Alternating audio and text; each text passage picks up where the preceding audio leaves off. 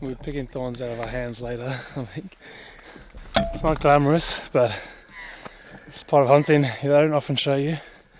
It's a lot of exercise, a lot of pushing through thorny bush, a lot of misery, wishing you were back home watching Netflix.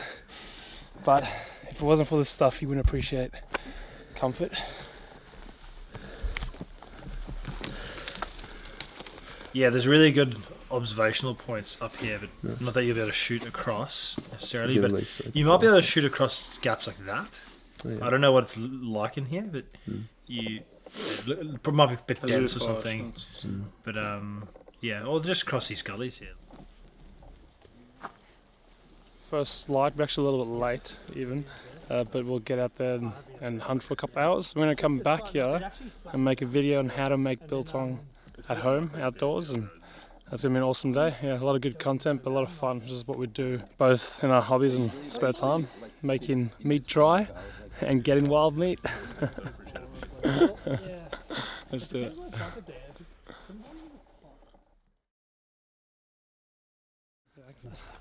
As you can see, it's cold. There's a frost on the ground, and those conditions allow us to predict the deer's behaviour. They're cold as well, like we are. So they're going to want to get into the sun. The sun's coming up, and it's hitting this hill here. So as we're making our way up to our destination, we're just going to keep an eye on this hill periodically, because they might come out to sun themselves, because that's where I want to be. Yeah.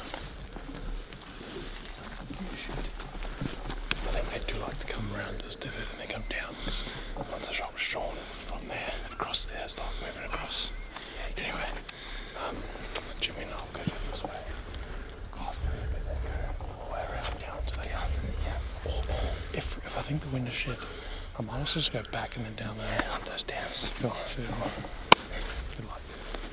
Good luck. Good luck. Good luck. That's good.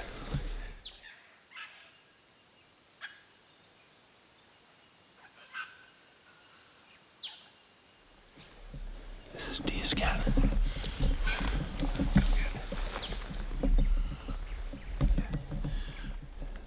They're moving through this area. They've been eating Nutella. So I haven't hunted this spot before, but there's some feeding areas up there, feeding areas down by the river. We're hoping to catch the deer moving between them. They'll typically, like, because of the hunting pressure, they'll come out at night time to feed, and then during the day they'll walk up into the hills and find thicker bush to bed down and sleep. And so all we're trying to do here is ambush them in that process. And we've made a bit of noise walking down this hill. We're just going to take like 20 minutes to sit here. Gives it a moment to let the bush quieten down, and even if an animal has heard us walking, they don't know we're a predator. So it's incredibly hard to hunt deer. People think hunting is just getting some guns and shooting animals. My wife likes to tease me by saying it's hiking with guns. That's simply because when we first started hunting, we were pretty unsuccessful most of the time, and so just ended up hiking around the bush with a gun. But yeah, it's tough. It's tough. Even with binoculars, a firearm, modern technology, it's tough to hunt these animals. They're so switched on. I mean, they've evolved to evade tigers. So yeah, we're doing everything we can to put the odds in our favor. But sometimes you can hunt the best way possible and come up empty-handed. Other times you could be stumbling around the bush and shoot like a trophy stag. Yeah, it's just luck of the draw, but you're trying to tweak the odds in your favor. That's hunting. It's heartbreaking at times. Yeah.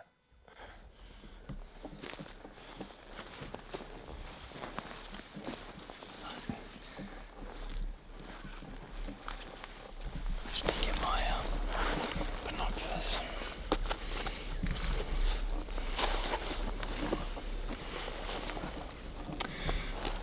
I think I've seen a deer. It's lying amongst these rocks, and it's lying down and eating the sun. Okay. Now, I want to get a better look at it through my scope, and I want to get a range on it, and then I'll show you where it is. Just spotted a deer. It's probably about 2 kilometers away in thick bush, and just got so lucky to spot this thing with the binoculars. It wasn't in a clearing, and the bush is so thick, so this thing's just taken like 1 or 2 steps to the right, and I can't see it anymore. But it's not moving quickly. It's just feeding whilst moving, and we're going to use this information to now try and cut this thing off. We're going to be walking hard. We're going to go down here, up over those spur and around, and try get close to this thing. It's going to be hard, but we know there's an animal out here, which now makes it pretty exciting. Let's get it, Jimmy.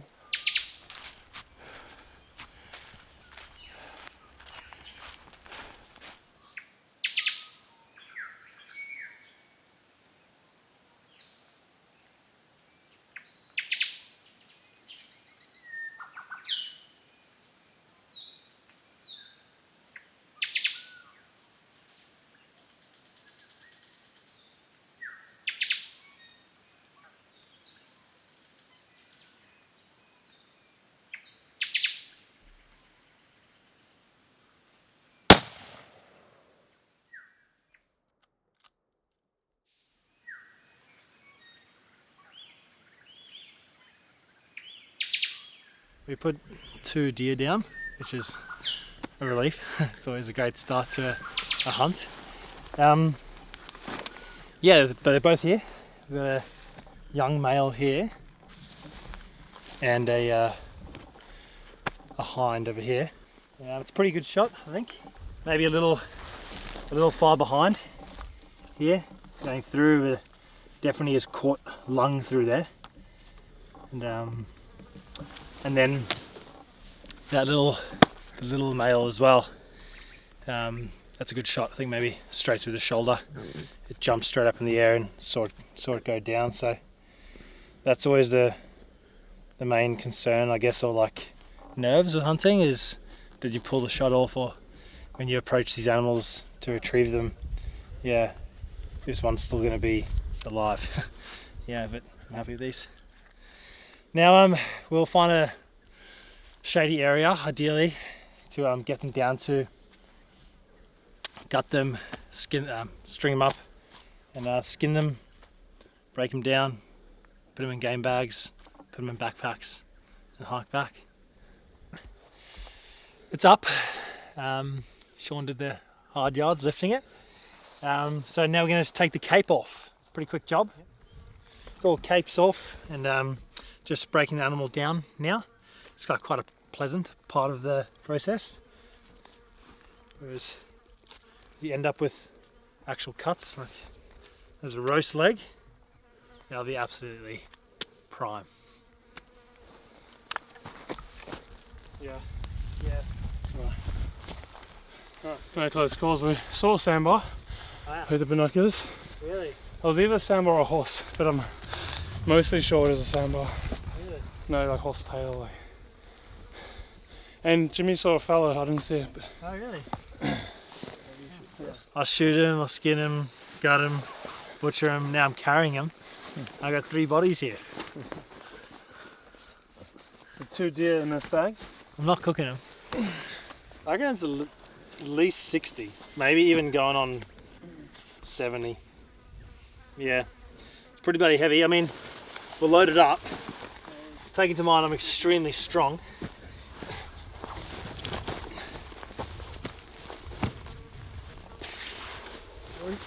Yeah, look, glutes, mid back.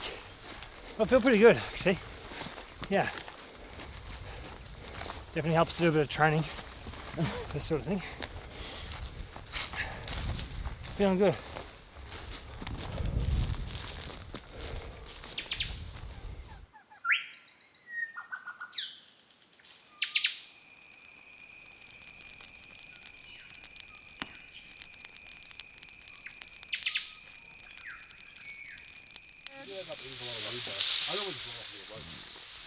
Yeah, boy. That's awesome, Ash. This is the backstrap, which is a Scotch fillet.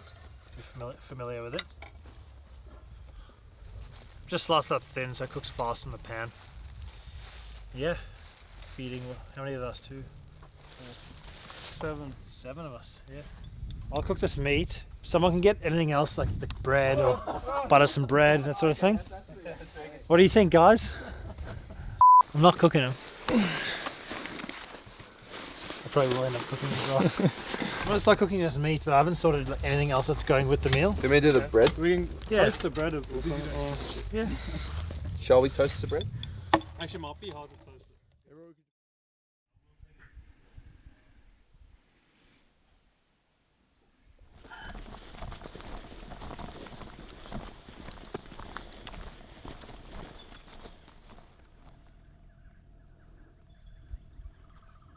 Yesterday, the guys shot some fallow deer up in the hills there. We also glassed a sandbar moving up further into the hills. They go from their bedding areas at dawn up into the hills to bed during the day.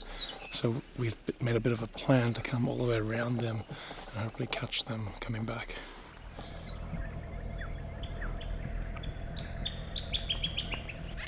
So we've just spotted a fallow deer stag, and yeah, don't want to make any mistakes, but just gonna take a cool for a little bit, let him just chill out, have something to eat so we can be patient, and got my dried fruit and nuts and meat sticks.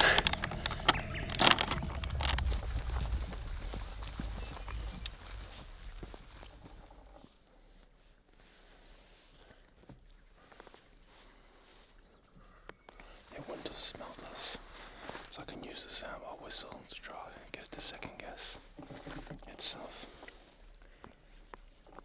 I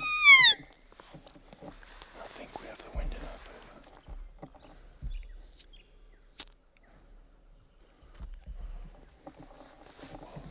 Sorry, go after it. Well, we're trying to get onto a stag that was spooked by Ash, we suspect.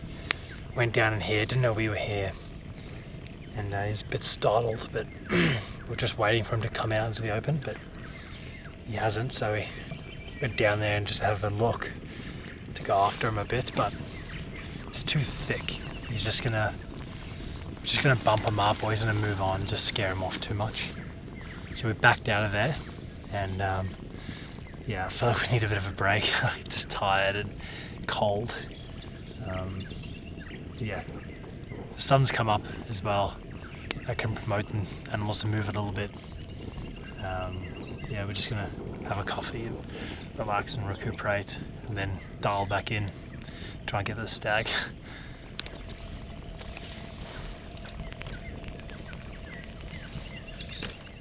Yeah, we've just sat here for a bit classing. We did spook a deer. Before we move off and start making more noise, we're just going to eat some biltong. We've just got the dried steaks here. We didn't have any luck. We couldn't find that stag that we know is down there somewhere. So we're going to move on. We're going to go back up this hill, do a couple Ks up and over. There's a valley on the other side. I just saw on the map, and just try and get a vantage point like this on that side and see if we get lucky. Right. And we're going to just follow this contour around the hill to a basin area in here, and the deer really like this sort of environment with a creek down the middle, and I've never actually been in there, so I'm keen to go exploring.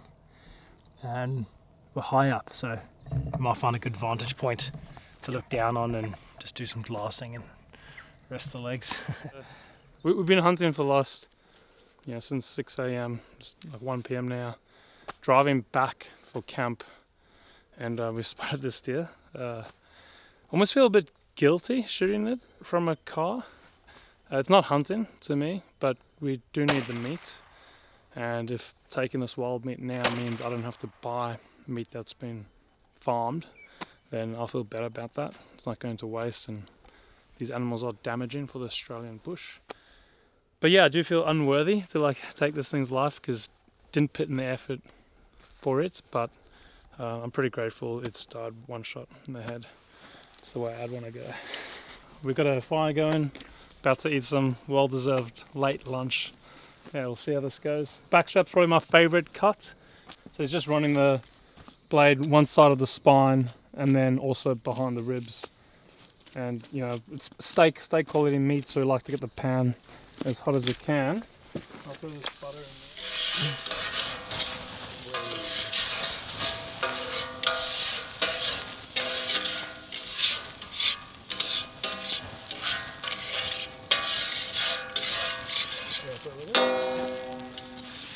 Cool. We're just going to keep it simple, salt it, butter, backstrap. Yeah, that's good. This thing like was chilly an hour ago. Yeah, pretty. Yeah, doesn't get fresher. Cool. We don't just eat dried meat.